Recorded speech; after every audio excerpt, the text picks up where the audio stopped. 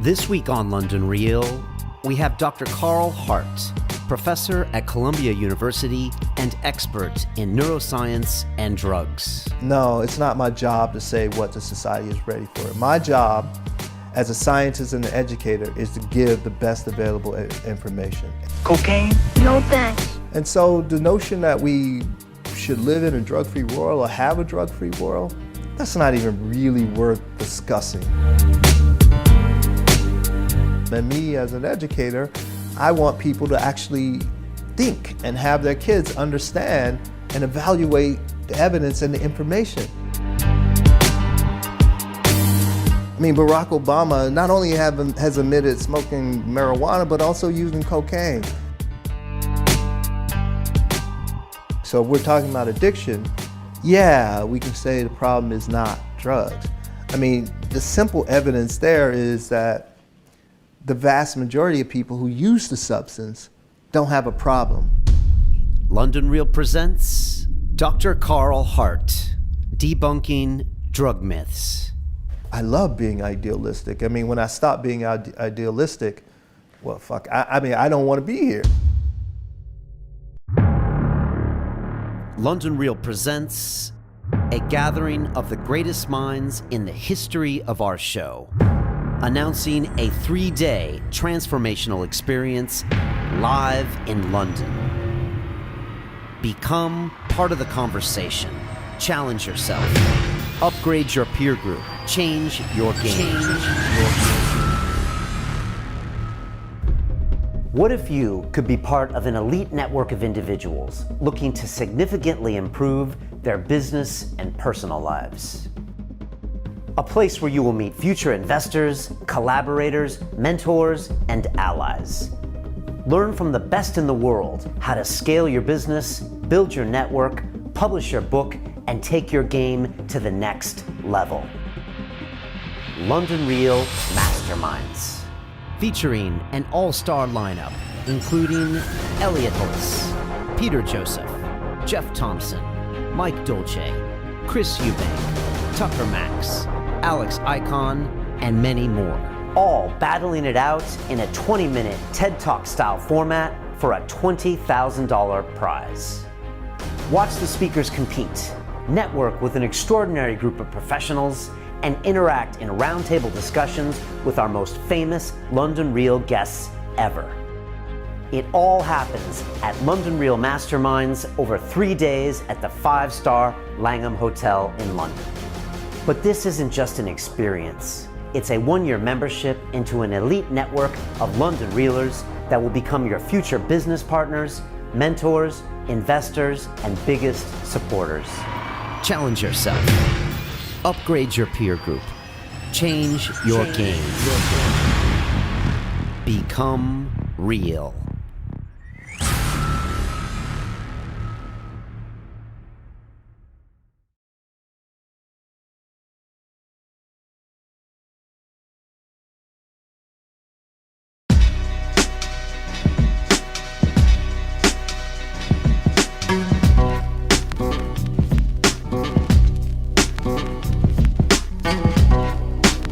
London Real, sponsored by Bulletproof. My guest today is a fascinating individual indeed, and it's just one of the pleasures I have to host this show, that I get to interact with such a range of guests. This is Dr. Carl Hart, who is a professor at Columbia University in America. He is also the author of a book called High Price, and it's really a narrative from his own personal perspective, but it's really how we as humans and as Americans and global citizens, we don't really understand drugs. We a lot of times vilify the drug and the drug user, and a lot of times we overreact and overestimate what drugs actually do to people. And it's really the ultimate form of a media bias, and Carl makes the statements that are very difficult for other people to make. And he's he's got a TED Talk that's fascinating in it, and it's titled, "Let's Stop Abusing Drug Users." And it's really fascinating the kind of counterintuitive ways he looks at what we just assume and what we've been told since childhood by Nancy and Ronald Reagan: just say no to drugs, this is your brain on drugs. And he really gets down to the reality, and the reality is most people, when they use drugs, don't become addicted. And we a lot of times have this wrong perception of what's really happening out there. And I was just so refreshed to have Carl talk to me. Also, he's just one cool dude. And you know, you just want to listen to him, and he works so hard. And you know, later on we get into some of his work ethic, and he's out there as on a mission. The man is on a mission. And I first saw him on the Joe Rogan Experience a year ago, and was amazingly captivated with him, as I'm sure you were too if you saw that episode. So sit back and relax, and prepare to have your views challenged as you experience Dr. Hart in all his forms. If you haven't checked out everything that we have going on over at the London Real Academy, well, I don't know where you've been. It's hopefully where you're watching this full episode, where you can watch with no pop-ups or no drama. You just log in with your social media, Twitter, Facebook, LinkedIn, log in, and boom, you have access to all of our full episodes. And if you want to become a member of the tribe and really build the best you, then all you have to do is upgrade to full membership and become one of the founding 500 members. And once you do that, and by the way, there's a free 30-day money-back guarantee. If you don't like anything, we'll give you your money back. But for really a small amount of money, you can become part of a new tribe, a bunch of people that are out there to be better and to keep each other accountable and respect each other and love each other, but also push each other. And I've just been amazed. You probably caught one of my Wednesday webinars, which I do every week now, and just felt the incredible energy that's happening. I didn't know that we were going to create this thing, and now we're just running with it, and it's amazing. It's honestly the best thing that's ever happened to me, and I thought London Real was the best thing that ever happened to me a few years ago, and you know, I'm getting a bit emotional. This is even better. And so I'm so excited to actually connect with a lot of you out there, when before we just couldn't. It was just YouTube comments and tweets and things like that. This is real. We have meetups in the studios. We have premium content. We have coursework. We have live episodes. So much happening there. But the real core is the social network and the activity feed to find out what other London Realers are doing. And we're setting goals and we're making things happen. So I hope you see you over there. If you become a member, send me a private message and we'll work on your goals for the year. I can help out in any way, and can't wait to see you there. And now I'm going to leave you with an amazing gentleman, Dr. Carl Hart. London Real Academy. Build the best you. When I go in and look at a person or a business, I want to hear him talk about his dreams. Am I living in alignment to the way I want to be living? And there's a feeling you get if you're not. A community of action-oriented people that will keep you accountable to your goals. Sign up now for a free 30-day trial.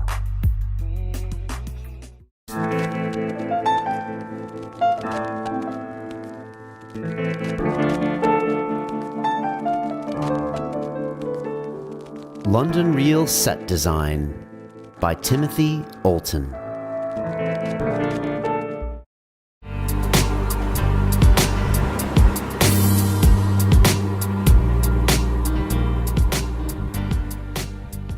This is London Real. I am Brian Rose. My guest today is Dr. Carl Hart, who is an associate professor at Columbia University in the departments of psychiatry and psychology. You are also a research scientist at the New York State Psychiatric Institute and have published nearly 100 scientific articles in the area of neuropsychopharmacology. You've written the book High Price, a neuroscientist's journey of self-discovery that challenges everything you know about drugs and society. The filmmaker Eugene Jarecki says you, quote, combine the rigor of a scientist with the street smarts of a former hustler. The result is High Price, a fiercely uncompromising look at public health and an inspiring personal journey. Dr. Hart, welcome to London Real. Glad to be here, man. Thank you for inviting me. Now, it's a real pleasure. I think I first made contact with you like about a year ago after I saw you on Joe Rogan, and I'm just glad it finally happened. Yeah, we both are Joe, big fans of Joe. So yeah, we both sat in that seat, and spent some time with him. There's so much to talk about, and I'm just going to dive in. There's a point in your book where you said that, quote, most of what we think we know about drugs, addiction, and choice is wrong, and my work and my life shows why. For people that have never met you, how do you usually start off the discussion of you research your book, your life. You know, how do you do that? Where do you jump in? People who've never met me, I usually tell them that I'm a shoe salesman, you know, because I don't really want to talk about drugs with people who have no sort of background or no real interest in this. So it's a hard thing because people have these ideas, like I said, that what they think they know is actually wrong. So like you and I are talking now, if we think about like, what are those things that they think are wrong? For example, they think drugs like crack cocaine or heroin, they think most of the people who use these drugs, the illegal drugs, are addicted, whereas most are not. 80 to 90% of the people who use these drugs will never become addicted. They just go on and live their life in normal manners. And so that's one of the things that I tried to make clear in the book, try to really get that across to folks. Other things I tried to get across to folks is that, you know, we know how to deal with drug-related problems. I mean, particularly as it relates to drug addiction, we know a lot about dealing with drug addiction, even though the people who are addicted make up a small percentage. The problem is that we just haven't had the courage to be honest with people about drugs. So rather than saying, for example, sometimes people who use heroin, they run the risk of overdosing from that drug. Well, the risk of overdosing from heroin is relatively low if you're only using heroin alone. But if you combine it with alcohol or another sedative like a benzodiazepine, that risk dramatically increases. 75% of the people who die from heroin-related death do so because they combine it with another sedative. These kinds of things make people uncomfortable because you're telling people now, if you're going to use heroin, just don't combine it with another sedative. So that you are accepting the fact that people will use heroin. That's rational. But sometimes people will say, you're condoning drug use. No, I'm understanding human behavior. Humans behave like this. Humans will do this. They've always used heroin. They've always used opiates. Why do I think that they're going to stop? My job is to keep them safe and to keep our society safe. Right. You said that people will always use drugs and they have always used drugs. I think at one point you even said a drug-free America is impossible and maybe even not even wanted. Well, I certainly don't want to live in a drug-free world. I mean, that's ridiculous. I mean, if we start to think about, let's just start to talk about the government sort of, particularly the U.S. government sort of sanctioning of drug use. Think about wars, think about our pilots, our aviators, people who work extended periods of time. They're on drugs, they're on amphetamines, same drugs as like methamphetamine. They're on these drugs. And you know what? We want them on these drugs. We want them on these drugs so they don't fall asleep when they're working these extended periods. When people go to various shows, music, rock concerts or concerts, many of the performers are probably taking stimulants because they have to perform in another city, because they have to perform the next night. Anybody go to American baseball games? I don't know why you would, but you might if you go to baseball games. The drug in baseball is amphetamine. I mean, they play 162 games a year, sometimes doubleheaders, 2 games a day. Of course they're taking amphetamines. It makes sense. We think about pain. If I'm in pain, I want an opiate, a heroin-like drug. I don't want acetaminophen. I don't want ibuprofen, particularly if it's a difficult or really tough pain or a pain that's really severe. And so the notion that we should live in a drug-free world or have a drug-free world, that's not even really worth discussing. That's not even really, that's just so low level. I mean, it's hard for me to get excited about a conversation like that because it's not reality. Right. Why are we tended as humans to go for this like binary discussion? Like you said, it's either if you're talking about drugs and you're not saying they are the devil, then by definition you're advocating them. Why do we get so ultra sensitive about something, whereas we don't get that sensitive about, say, other risky behavior like driving cars fast or this or that? What is it in us that makes us so scared about drugs? Well, it's certain drugs now. Right. And so we want to be clear because we certainly don't get queasy about conversations related to alcohol. which could, in some cases, be one of the more dangerous drugs that we have available. Or even marijuana now, we don't get queasy about that, but we certainly get uncomfortable about heroin or crack cocaine. And we do in part because drug use, the users of those drugs, we tend to look at as being other, people other than us, and people who are undesired, or undesirable people. And those undesirable people are the real reason that we are responding the way that we respond. And the folks who we think are the primary drug users oftentimes are not even the primary drug users, because opiate use, crack cocaine use, all of those drugs are used by people who look just like the majority of the folks in a society. Okay, so it's a media bias that happened there? Did it happen kind of when the drugs were originally introduced and we saw them in a film, or we saw it here? I mean, you're talking about heroin, like withdrawals. I think I remember seeing a Hawaii Five-0 episode when I was a kid, and there was some dude in a jail cell having heroin withdrawals. And as soon as that was, but that's the only time I've ever seen anything like that, and yet that is stuck in my head. You're laughing. No, I'm laughing at a Hawaii Five-0. Yeah, I know. I'm Book 'em, dating Dano, myself. right? Yeah, great show. Book 'em, Dano. This is the original Hawaii Five-0, by the way. There's a new one in it. Yeah, no, I know the original. I hear you. So I think it's more than the media bias. Okay. I think that even in science and medicine, those sort of endeavors, those professional activities, we have worked to perpetuate that bias as well, that misinterpretation.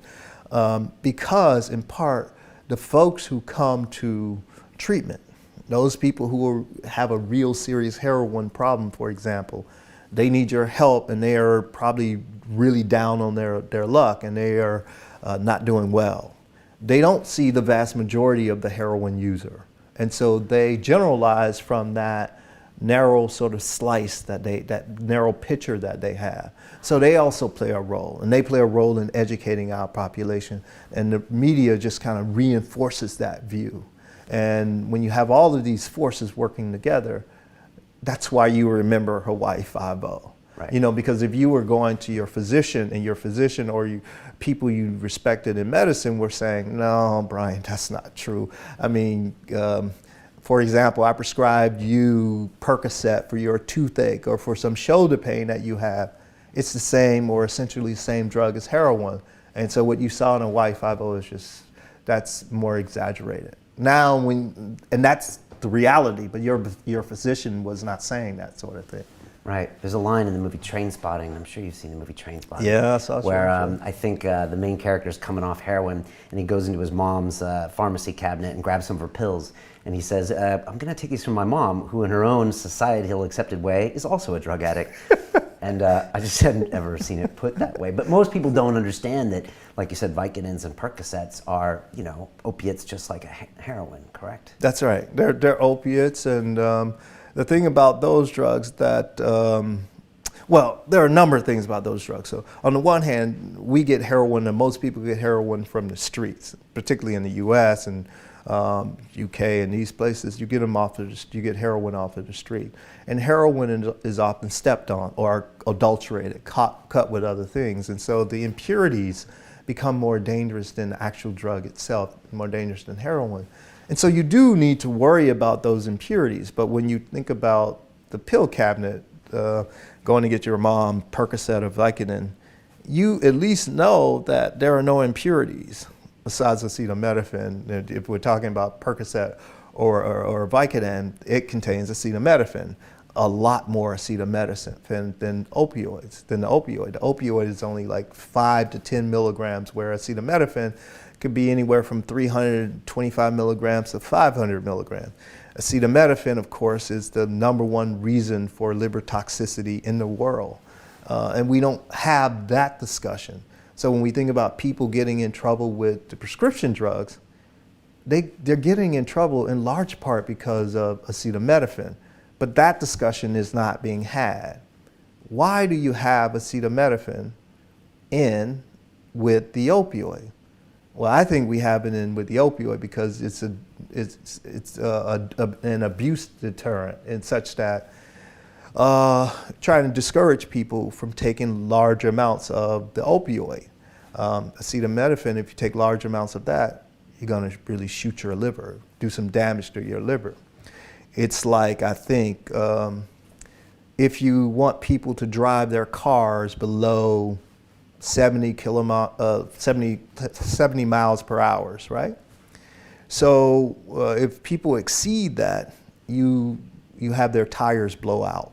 That's kind of how I look at having acetaminophen in the opioid, with the opioid, like Vicodin or Percocet. Right. Doesn't seem very smart to me. Right. There's a part in your book that, well, it's the very beginning of your book, and it really grabbed me. And I think it was like in the early 90s, possibly, when you were running some clinical trials, I believe down in Florida at the time, or with No. crack cocaine. Was that somewhere else?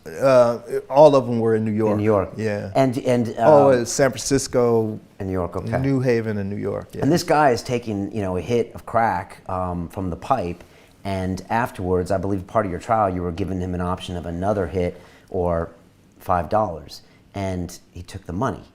And this started making you question your own, baggage or ideas about drugs. And like I said, everyone has these ideas, especially with crack. I don't know if crack was more than anything, because in the 80s, I knew that time when it was just like, it was terror, it was these psychopathic people. And so is that when you first started going down this path? Yeah, well. So what did you learn on that day too? I'm probably paraphrasing that. No, Brian, I think you hit it on the head. You described this experiment where we were giving people alternatives, and alternatives was crack or the $5 as an alternative. And you're right. And so in that study, we showed that they took crack about half of the time and $5 about the other half of the time. That was one of the sort of things that got me to start questioning. But it's not like it was one thing, because my sort of thinking about drugs and drugs like crack cocaine was just like you. It was so well established and so robust, this thinking that crack was the worst drug of them all.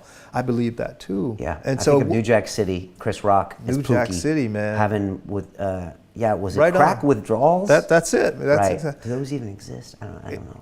No, those are great questions, man. I'm glad you asked it, because that's exactly right. We certainly looked for that too, crack withdrawal, and we certainly didn't find it. Not like what you saw in New Jack City. Right. And even today, people are saying, that was my neighborhood. It's like, no, it wasn't. That's fiction.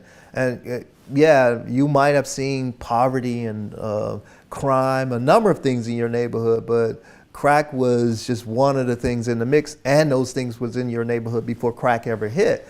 But crack was a convenient sort of scapegoat. But I didn't see this sort of crack withdrawal that Chris Rock portrayed. I think people got it twisted. It's like, well, it's withdrawal, so it looks like heroin withdrawal, so it doesn't matter. It's a drug. But anyway, so when we think about when I started to question, that was one of the things. But all along my education, I was questioning and trying to see what was consistent, what was inconsistent. So it's a 25-year process, and recall now, I just wrote the book in 2013, I published it. That study was done in '99 or so. And I was questioning then, but it took me a lot more evidence to be so forceful and to be so confident that something's really wrong here, that I can say it publicly, because it's a frightening thing to come out in public and say, hey, you know what? Crack isn't as bad as we thought it was, I had never heard anyone say that until I heard you on Rogan. But yet, the way you spoke, I was like, I got to listen to this guy. And when you started bringing up the scientific evidence, I'm a technically trained scientist, engineer, like everything started making sense with what you were saying. But in the beginning, it must have been very hard for you to come to the conclusion that I got to go all in on this. No, it's frightening, and it was difficult, and it still remains difficult, as you know. You're saying something that everybody else's anecdotal experience seems to be inconsistent with. And there are scientists who will disagree with this position. But the thing that I just ask people to think about is this. I have personally, my own studies, given thousands of doses of crack cocaine. now with funds from the U.S. government, from U.S. citizens, taxes that they pay. Do you think that we would be allowed to give thousands of doses of crack cocaine if it was as dangerous as we have made it out to be? Not no, but hell no. So that's evidence right there. I didn't even start talking about the papers. I mean, we can get into the scientific papers that we publish. I mean, we published dozens of papers on crack cocaine to show. I mean, of course, we were studying crack cocaine because the original reason is that we wanted to try and develop treatments to help people who were addicted. And along the way in science, you make some discoveries. And one of the discoveries that we made was, oops, we said that this drug was 100 times more dangerous than powder cocaine.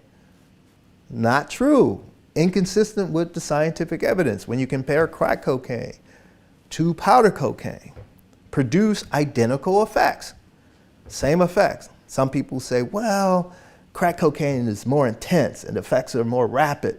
And so therefore, that justifies this sort of differential treatment under the law. And it doesn't in your mind? Well, I'm going to tell you, because it's certainly, when you compare crack cocaine, smoking crack cocaine to snorting powder cocaine, the effects of crack cocaine are more intense because they hit more quickly. But when you dissolve this powder cocaine in water and inject it intravenously, identical effects as smoking the drug. So what we had was basically a difference of route of administration, not drug. They are the same drug. It would be like somebody telling you that we're going to punish people who smoke marijuana more harshly than those people who eat marijuana in their brownies. Right. Doesn't make any sense. They're the same drug. Same is true with crack and powder cocaine. Right. But we've learned this through the studies that we do. And cocaine's been injected for, whatever, a long time, 100 Absolutely. years. Right. And so then why crack in the 80s? Why does it become, is it simply a scapegoat? Is it simply something that politicians grab onto? Is it all about power at the end of the day? I think, there are a number of things that are going on here. So when we think about power in general, and we think about tools that we use to marginalize people, further marginalize people, drugs become excellent tools in this regard, because we are ready. Well, let me take a step back. You can't do that with a drug like marijuana any longer. So you can't vilify the marijuana users like we once could in 1935, for example. We could vilify marijuana users. We can say that these people start off with marijuana today, but they're on heroin tomorrow, and they're killing their mom after smoking marijuana. We could say that, and people believe that, because there were so few marijuana smokers at the time, there were so few people who knew about this drug. Couldn't do it. So you could vilify marijuana. The same is true now for crack cocaine. There are relatively few numbers of people who have smoked crack cocaine compared to something like snorting cocaine. So you can make up these incredible stories about crack cocaine and be believed, because people don't have experience with it. Sure, it's new, I don't know. You see this with all these new drugs, so-called new drugs. They're not really new, they're just some new form of the drug. But whenever they hit the market, you have these incredible stories and you are believed, because most people don't know anything about it. And it seems like it's real. It comes from this official source, so I believe it. Now, when you have that sort of thing, now politicians and other people, parents, a number of people, they don't even have to educate about that drug. All they have to do now, politicians, pass a law. Right. Give one group some money, law enforcement, or another group some money, treatment providers, give them money, everybody's happy. Right. Except the people who are getting caught up with possessing that drug. But we don't really care about them anyway, because they really haven't had a voice in the society anyway. And so it functions, this sort of vilification functions to serve numbers of powerful people in our society, or people who are plugged in. You don't even have to be powerful. You just have to be a participant in the society. Right. And so the parents are almost being a bit lazy about parenting. They grab on to the just say no to drugs, don't do this, just blanket qualification. Yeah, parents are overwhelmed, as you know. Yeah. Parents are overwhelmed, and so as a result, it's like, that's one less thing I have to think about. I heard it, this bad, you don't do it. Right. There's no parenting going on there, but that happens in a lot of domains, right? Yeah. And that's part of the problem. And me as an educator, I want people to actually think and have their kids understand and evaluate the evidence and the information. Because if they're forced to evaluate the information in this domain, it increases the likelihood that they will do a similar sort of thing in another domain. And we as a society benefits when they get practice at evaluating information and making decisions based on the evidence. But I think that might be a bit too idealistic. I think just in general, but I love being idealistic. I mean, when I stop being idealistic, well, fuck, I don't want to be here anymore if I'm not idealistic. Right. What was the name of your TED Med talk? You said, let's quit abusing drug users. Yeah. And in that you mentioned 3 former presidents, that had openly, admitted to doing drugs. And it's funny because you dropped that in your TED talk and then you said, those are our last 3 presidents, and everyone laughed. And it's just fascinating that, like, on one side we can vilify the drug user, and yet when we all look around it and we look in the mirror, it's us, it's all of us. And I always joke, I live here now, I don't live in America anymore, and I always joke that they sent all the Puritans to America, okay? Because over here, we're next to the continent and next to France, and I know you spent time over here in the Air Force, and so you kind of feel like the continental approach is a little bit more like, okay, we're humans, and yeah, we're a little messed up, and sometimes we do some bad stuff, and brothels are legal in Germany, but in America, it's almost like, no, we are Puritan and this is bad and we are good, and the religious right, and I'm giving you all sorts of ammo here.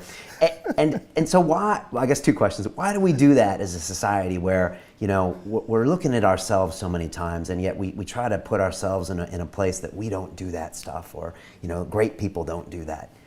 It's more than just a drug issue, isn't it? It's just, you making me laugh, man, because, you're talking about this place as if it's kind of enlightened. I mean, when it comes to drugs, this is one of the most backwards places you want to be. The UK. Yeah. And I heard you say that in your speech in Liverpool and a few other times, and that surprises me, actually.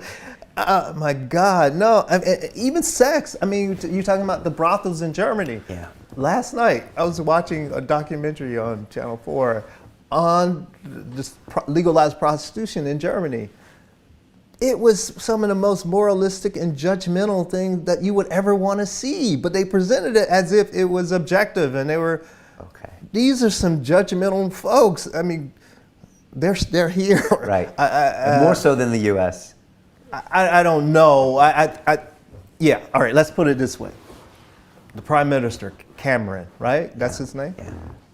Everybody knows he smoked marijuana. It's in the book, and what he said that he won't deny it.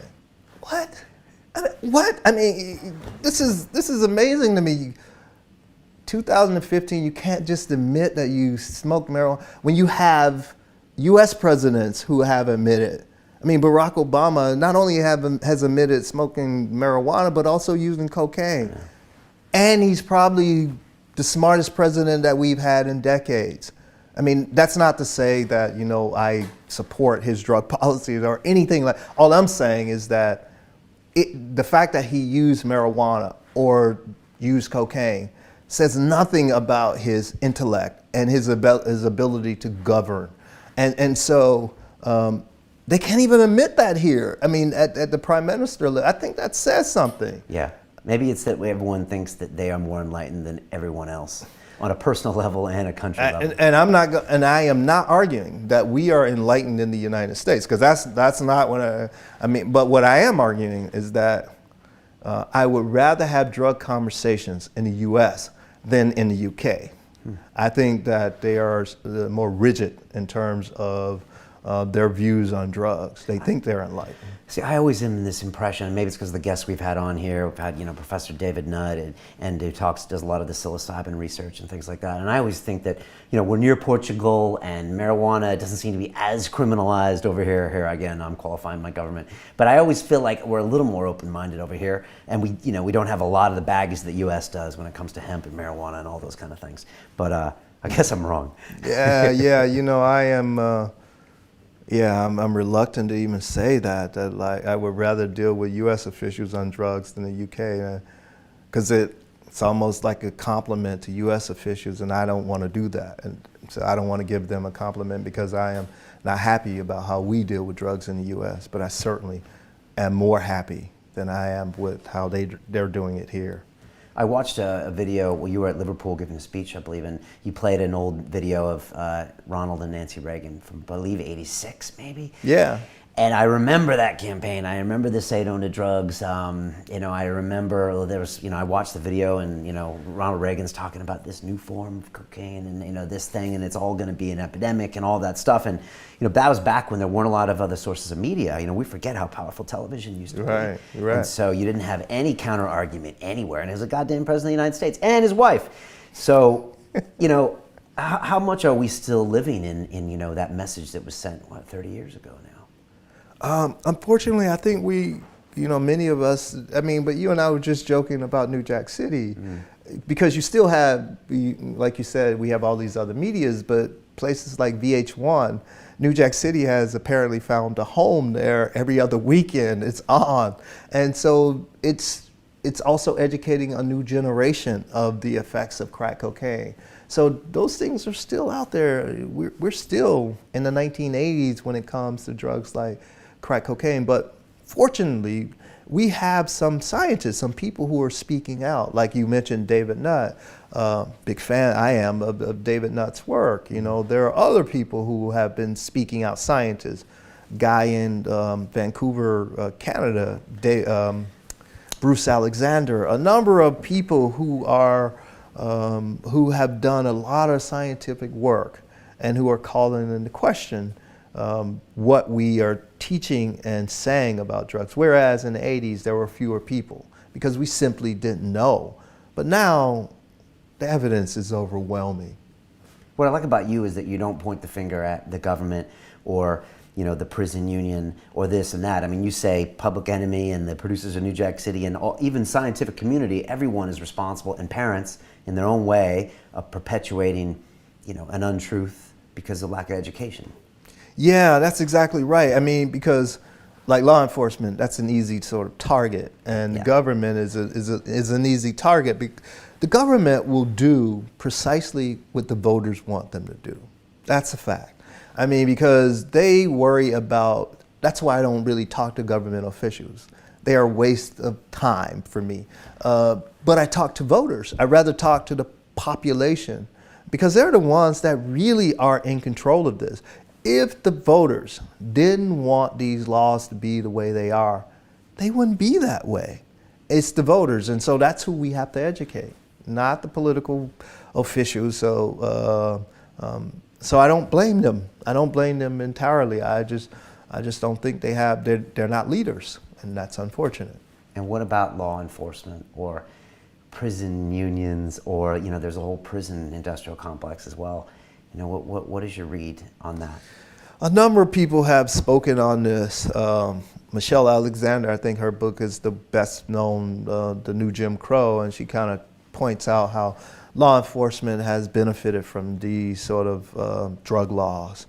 Other people have talked about how in the United States, you might know we got 2.3 million people in jail or so, more than any other country that ever has inhabited Earth.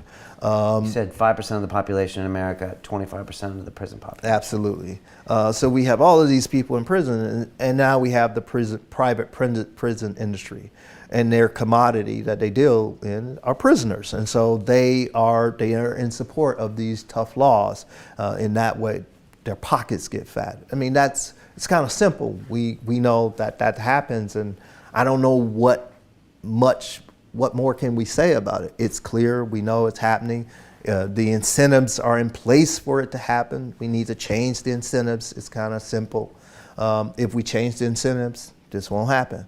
But we as a people, our general population seems to be okay with it. That's why it happens. It's not that these people are just simply evil. I mean, they're just doing what the people want them to do.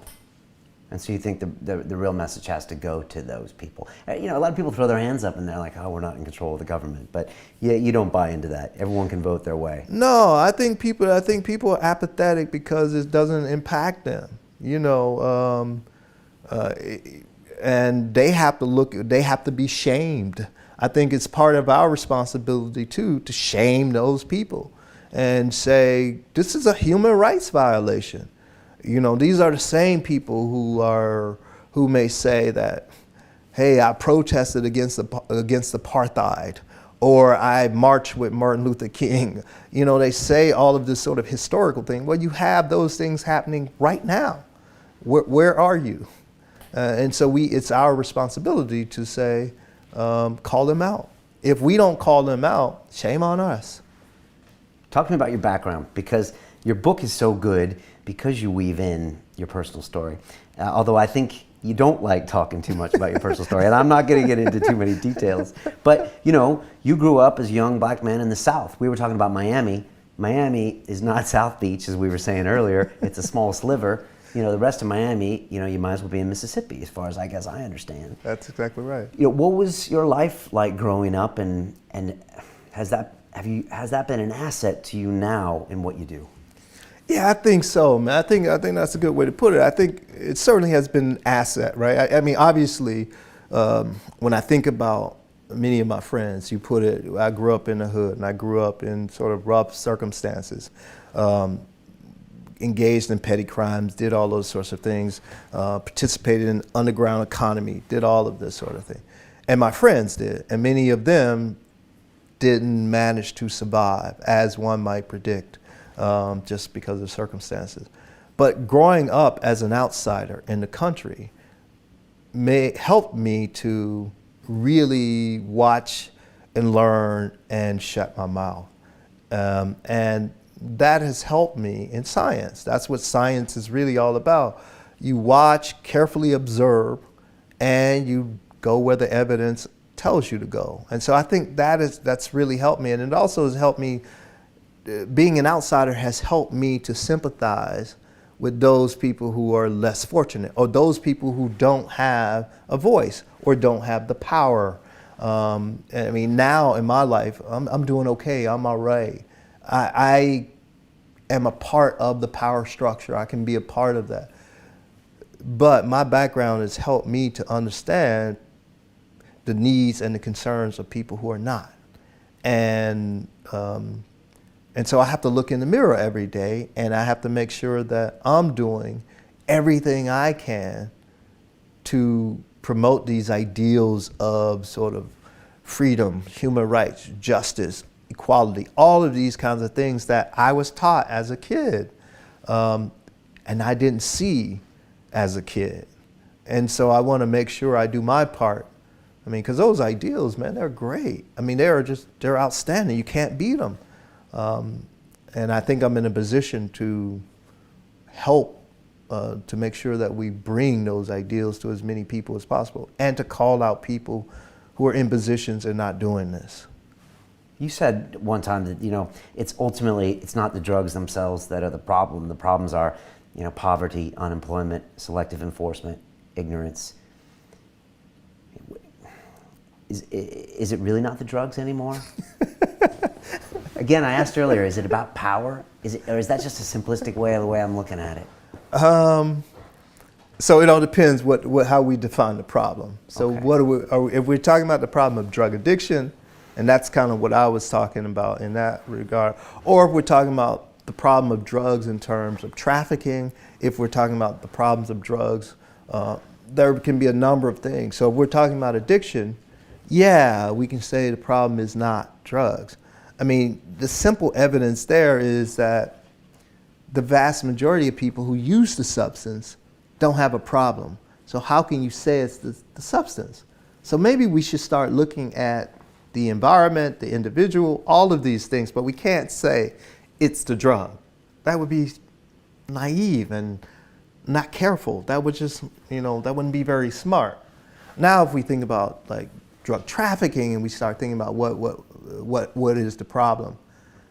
I mean, we think about drug trafficking, no matter what, in any human society, you're going to have people who engage in deviant behavior. That is, behaviors that's not condoned by the society, and when that behavior happens, the society takes actions to discourage or stop that behavior. You're going to always have that sort of thing going on as long as you have humans. So when we think about drug trafficking from that perspective, as long as we set the... To watch the rest of this fascinating interview, click on the link below and go to londonrealacademy.com. There you can sign in with your social media, log in and watch the rest of the episode for free, along with all of our episodes on London Real, my webinars, and all of our premium content, all located over at londonrealacademy.com. So click on the link below, you'll be directed there, and you can watch the rest of this fascinating interview, and I'll see you there. Traffickers. They don't want to get killed because they want to make their money. And so people get killed because of this, or a variety of reasons, but in part because of this over sort of policing of that sort of activity. And then it increases the potential profits and that sort of thing. So we need to step back and say, all right,